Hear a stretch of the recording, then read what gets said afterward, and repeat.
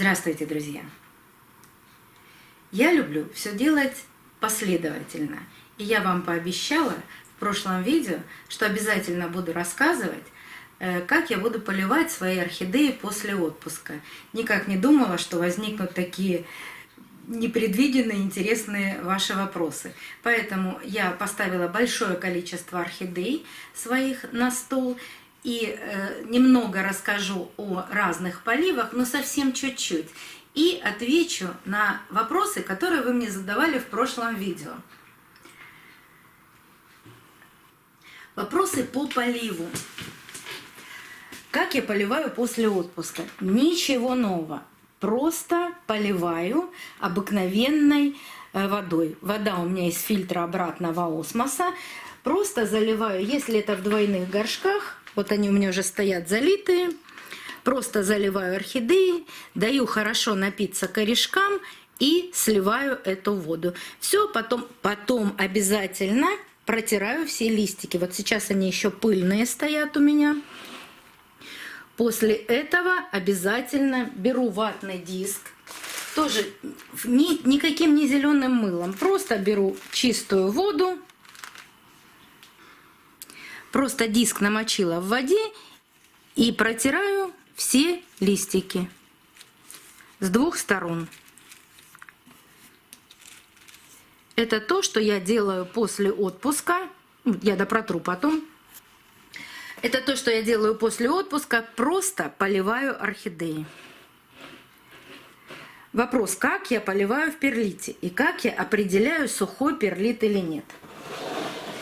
Давайте на примере Мастерпис посмотрим, что такое сухой перлит, что такое влажный перлит, как я определяю это. Мастерпис у меня стоит в двойном горшке. Я просто поднимаю горшочек. Корни у Мастерпис были темно-зеленого цвета.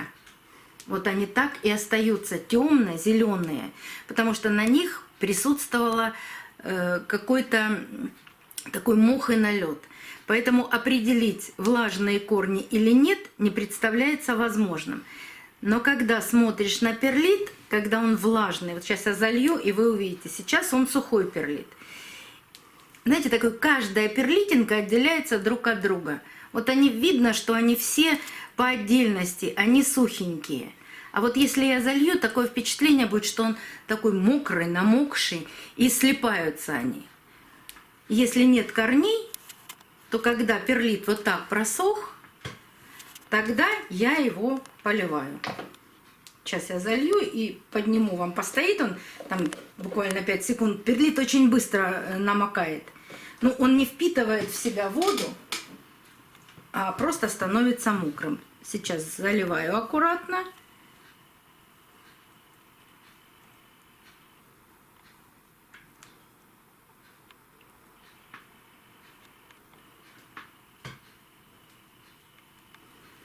Не доливаю буквально вот на палец воды, чтобы не залить там шею.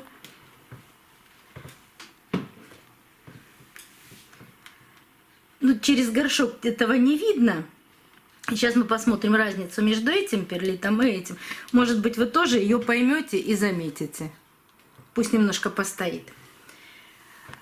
Полив разный. Что-то я поливаю, то, что у меня в старых горшках, я поливаю просто по краю горшка. Что-то у меня посажено в таких рюмках с дырочками. Я или заклеиваю эти дырочки и наливаю тоже воду до самого верха. Или просто вот если видно, что там корешки, сейчас покажу, листик мешает. Видно, что корешки зелененькие, я просто сверху, сейчас уберу Мастерпис, чтобы вам было видно. И просто сверху хорошо пробрызгиваю грунт.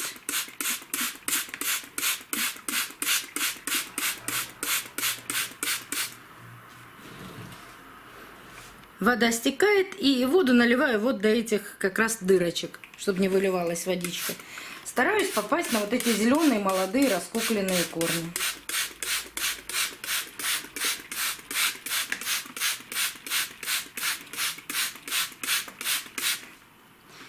Вот видите, вода поднимается.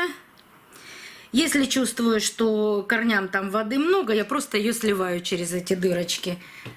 Наклоняю, и вода выливается. Но сейчас они все были сухие, поэтому пусть немного постоят, напьются. Это у нас детка Мукола, она до сих пор цветет. Мы ее посадили вместе с материнским растением.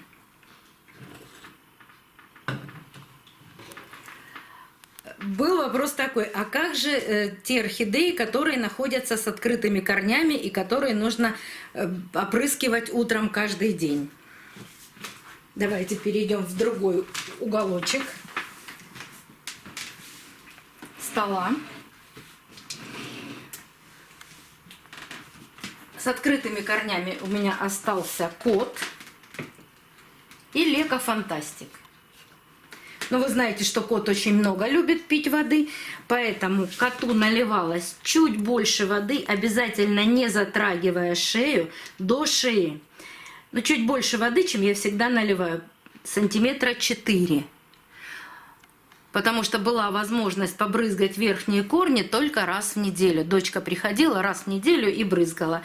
При этом кот выпивал эту всю воду, вода опять наливалась. Ну и кот прекрасно начал раскукливать корни. Помните, он долго очень думал. Задумчивый такой у нас кот. Но посмотрите, в мое отсутствие корни раскуклились. Растут уже. И здесь есть корни. И даже он выпустил уже и листик. Так что кота скоро будем сажать.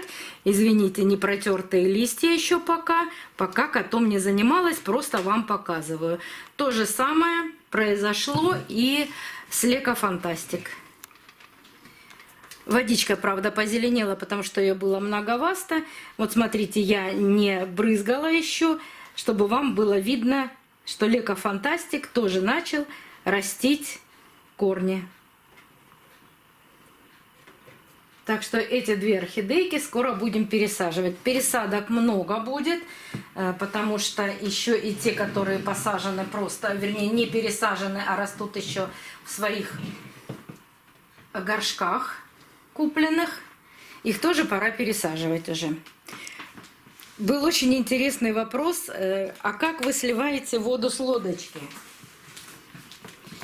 Ну, наливать все понятно, наливаю я ее как во все горшки. Хотя и сливаю я ее точно так же, как из всех горшков.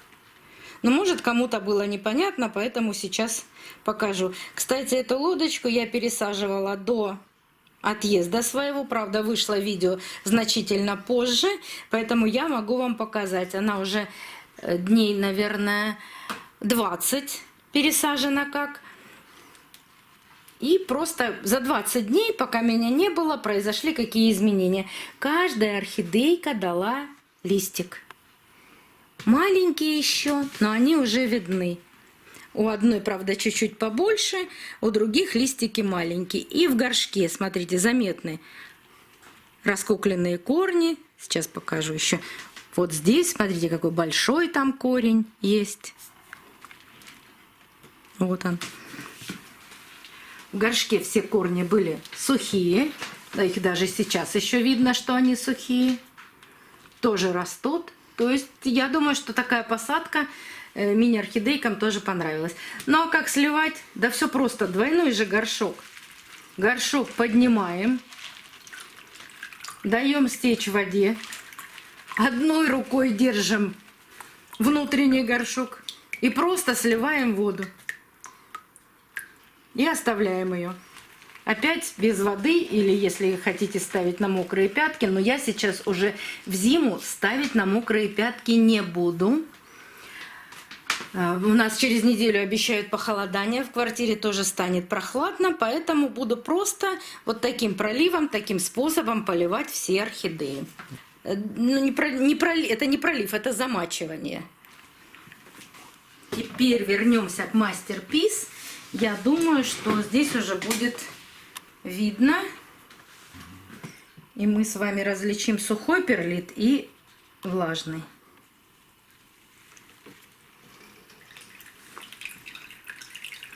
Вот смотрите, он стал прямо как спрессованный.